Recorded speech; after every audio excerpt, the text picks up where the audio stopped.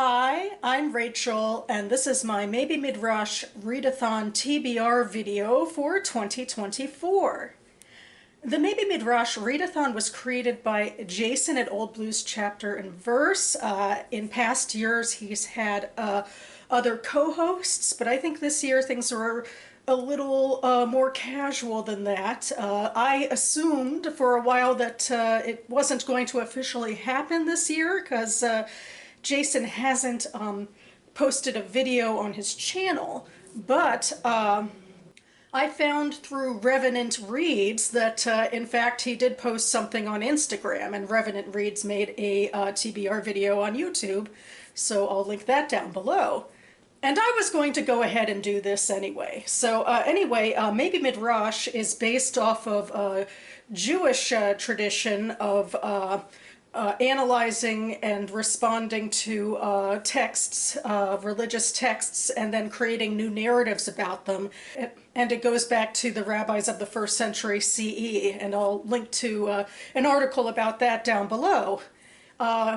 In the purposes of this readathon, I think we generally look more broadly at fiction and nonfiction that seriously discuss aspects of religion, and that could be any religion. Although for me, I tend to stick with Judaism in what I read, because that's a general MO of something I focus on this channel anyway. And I take my preparing for readathons and most of my reading very seriously, and gather ideas well in advance. And last year, in fact, I saw on the Jewish Book Council that a recent feminist midrash book was published, and I assumed I would be reading that this year, and I was gathering up other novel ideas. But then, relatively recently, for my purposes, I took a 180 in my decision for this readathon, because for the BookTube prize last round, I read The Best Minds by Jonathan Rosen. This is not technically a religious nonfiction book. It's about the author's friend who suffered from schizophrenia. But Rosen himself is very involved in the Jewish community, and Judaism came up a lot in this. And through this book, I realized that he had written fiction and nonfiction with Jewish themes, and so I decided to stay on a bit of a Rosen kick for the MaybeMidrash Readathon and pick up one of his novels and an essay collection of his to read this month. So the first thing I'll mention is his fiction book, Joy Comes in the Morning, which has a female rabbi as its main character, and I believe this is also a progressive female rabbi, which thrills me no end, because generally speaking, when it comes to religious depiction in Judaism, we see a lot of the ultra-Orthodox, the Haredim, and not much of anyone else being religious.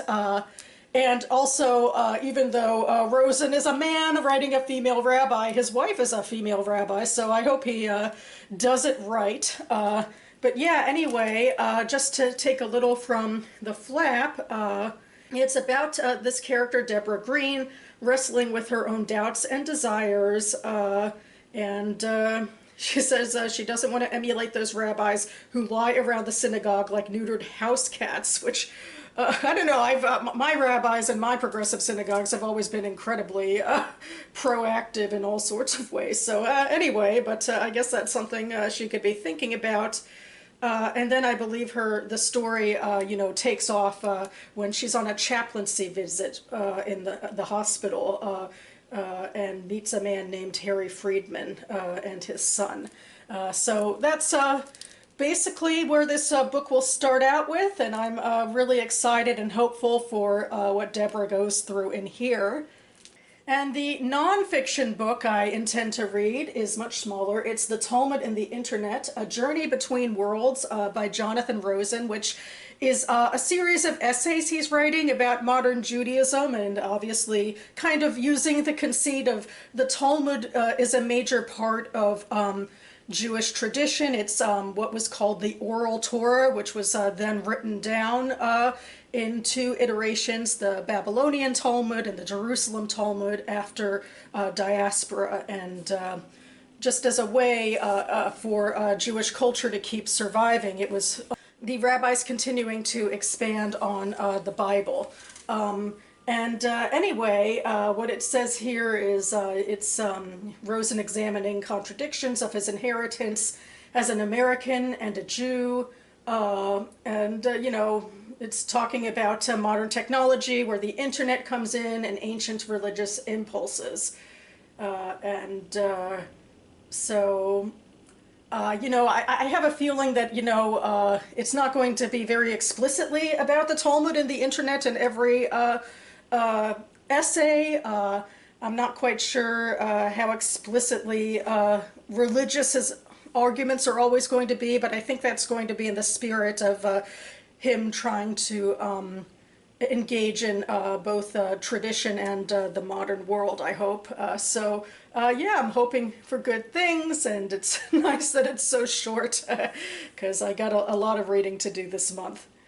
And in fact, I'm going to take an extra step with this readathon and engage in something that Jason did a couple of years ago. He encouraged us also to watch a film about the serious depiction of religion. And what do you know, in May, my local JCC puts on its one of its big cultural music and film festivals. So there's a lot of films coming to us in May, and I figured I should attend one of them for this purpose. So this year I decided to attend the Hungarian film all about the Levkoviches, to, translate it into English. So the general premise of this film is following a family with some origins in Hungary. The patriarch is this old secular boxer. His son became religious and moved to Israel, and they've been estranged. But then when the patriarch's wife dies, the son decides to come home for the funeral and other religious observances, and he brings his own son back to meet the grandfather for the first time. So this is one of those clashes within families of people of different religious beliefs, as it were. Technically like a secularism and an ultra-orthodoxy, I guess, in this case. I'm not exactly thrilled about the whole, fridged woman trope of it all.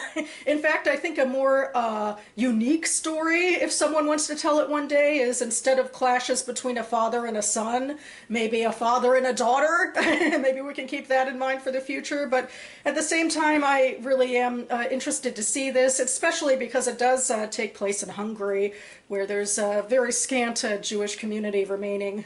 The last time I read about Hungarian Jews was about, the mass murder at Auschwitz. This will be, in that way, also something a little bit hopeful about, Judaism moving forward in that country with that community. So, I will be reporting back. And that about covers it for me now. I will leave links to the movie and Goodreads pages for the books linked down below. If I've encouraged anyone else to perhaps take part in MaybeMidrash with, whatever religious books you might like or movies you might like, Jason has encouraged everyone to use the hashtag MaybeMidrash 2024 in these videos. And I will be back on this channel in the next few days to post my first AM reading video of the month and finally make a little bit of a dent in all the reading I'm building up. So stay tuned for that. And in the meantime, thanks so much for watching, everyone, and I'll see you next time.